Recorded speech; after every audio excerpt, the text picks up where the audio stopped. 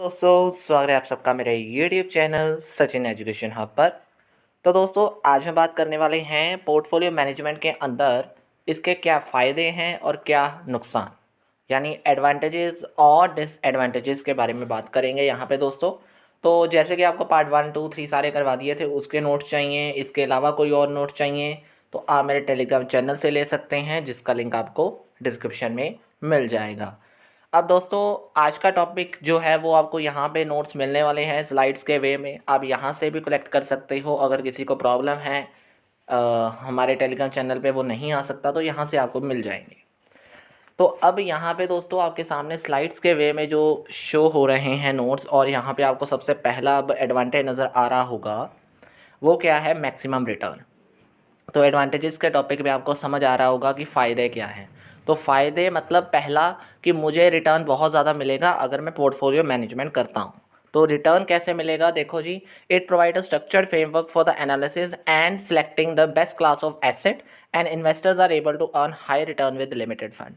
देखो, जो portfolio management है वो मैनेज करता है आपकी इन्वेस्टमेंट्स को, यानी आपके जितने भी इन्वेस्टमेंट है उसे अच्छे से एनालाइज करके सेलेक्ट करके क्या सेलेक्ट करता है कि जो बेस्ट क्लास ऑफ एसेट है, यानी जिसमें आप अगर इन्वेस्ट करोगे तो आपको पक्का है कि रिटर्न मिलेगा और बढ़िया रिटर्न मिलेगा। That is called as best class of asset. तो ऑटोमेटिकली यहाँ पे आप समझ सकते हो कि मैक्सिमम रिटर्न कैसे करवाता है पोर्टफोलियो मैनेजमेंट। दूसरा इसका आता है ट्रैकिंग परफॉर्मेंस। देखो जी, परफॉर्मेंस जो आपकी चल रही है उसे अच्छे से ट्रैक करना भी आना चाहिए कि मेरा आने वाले समय में कैसा पोर्टफोलियो होगा। तो उस चीज़ को भी ये बताता है कि a consolidated investment held within the portfolio can be evaluated in better way और any of its failure can be easily detected. देखिए, पोर्टफोलियो मैनेजमेंट आपको ये बता देता है कि आपने क्या क्या चीज़ों पे ऊपर ध्यान देना है, आने वाले समय में आपके क्या फेलियर्स आपको मिले हैं, या मतलब जो आपके फेलियर्स हुए हैं वो क्या क्या है, अच्छे से डिटेक्ट करने में आपको मदद कर देता है और साथ में आपको बता देता है कि उसे कैसे आपने आगे ख़त्म करना है। तो आपकी परफॉर्मेंस को अच्छे से ट्रैक करने का भी तरीका ये आपको बताता है। अब आपके सामने तीसरा जो आता है वो आता है that is manage the liquidity. देखो, अब यहाँ पे लिक्विडिटी का सिंपल सादा मीनिंग मैं बार बार आपको लिख भी नहीं सकता, या सिंपल समझा देता हूँ कि आपको पता है कि लिक्विडिटी का मतलब सिंपल है कि एट अ नीड आप कह सकते हो कि आपको जब अननेसेसरी कोई चीज़ ऐसी खड़ी हो जाए, प्रॉब्लम आ जाए, उसमें आपके पास इतना पैसा हो कि आप उस प्रॉब्लम को ख़त्म कर पाओ। तो मैनेज करता है ये आपको इतना पैसा ज़रूर मतलब आपके पास इतनी इन्वेस्टमेंट्स होती हैं कि आप उसे अच्छे से यूज़ करके अपने उस समय की नीड को अच्छे से पूरा कर सकते हो। अगला आपके सामने अवॉइड द रिस्क। अब रिस्क कैसे अवॉइड कर देता है कि जितने भी पोर्टफोलियो मैनेजमेंट हैं, investment in security is quite risky. आपको पता है कि क्वाइट रिस्की है, सिक्योरिटी मार्केट ऑलवेज रिस्की है ज़्यादातर। तो पोर्टफोलियो मैनेजमेंट हेल्प करता है आपको इस चीज़ को ख़त्म करने में। कैसे? दैट इज़ डाइवर्सीफाई करके। देखो जी, डाइवर्सीफाई करके आपको क्या होगा कि जो रिस्क एक में बहुत ज़्यादा होने वाला है उसको आप पार्ट्स में बांट दोगे। यानी अगर मैंने कहा एक में बहुत ज़्यादा मुझे रिस्क होने वाला है, तो वहाँ पे कहीं ना कहीं मुझे यहाँ पे ये ध्यान में रखना है कि अगर मैं उस चीज़ को डिवाइड कर देता हूँ तो वो चीज़ कम हो जाती है। तो ये चीज़ आपके सामने आपको समझ आ गई। अब आपके सामने फिफ्थ एडवांटेज आ रही है, that is improve financial understanding.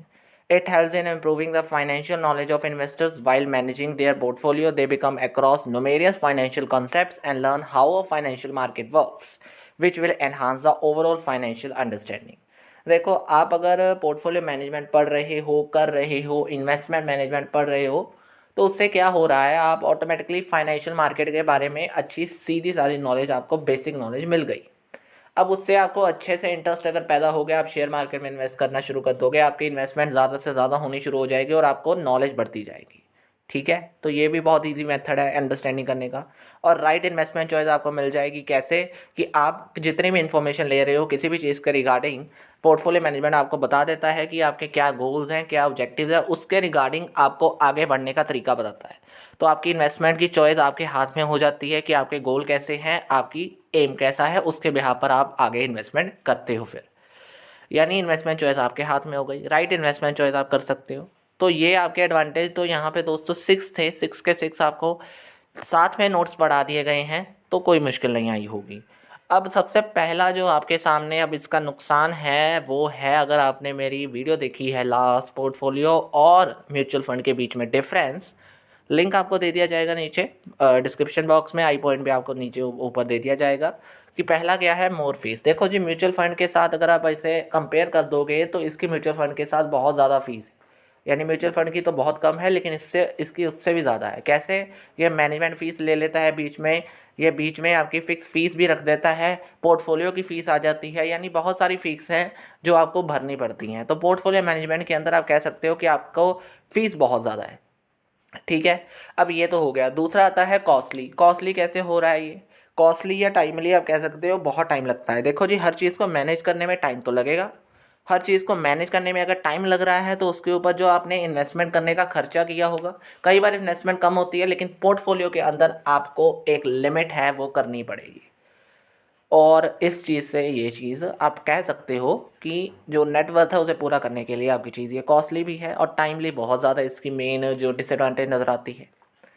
आगे आता है नो डाउनसाइड प्रोटेक्शन। देखो जी, अगर आप पोर्टफोलियो मैनेजमेंट के अंदर जा रहे हो, आपको डाइवर्सिफिकेशन से आपका रिस्क तो रिड्यूस हो गया, पर आपको प्रोटेक्शन नहीं दी जाएगी बाद में। यानी आपने कहा at times of market crash the concept of portfolio management become obsolete. In case अगर आपकी मार्केट ही क्रैश हो गई तो पोर्टफोलियो मैनेजमेंट कुछ नहीं करने वाला। उसमें आपका लॉस हो गया तो समझो हो गया, उसमें कुछ नहीं होने वाला। तो इस चीज़ को आप नहीं रोक सकते। अब उसके बाद आपके सामने आ जाता है कि फॉल्टी फोरकास्टिंग। जो भी आप फोरकास्टिंग कर रहे हो वो किसके बेस पे हो रही है? आपके हिस्टोरिकल डाटा के बेस पे।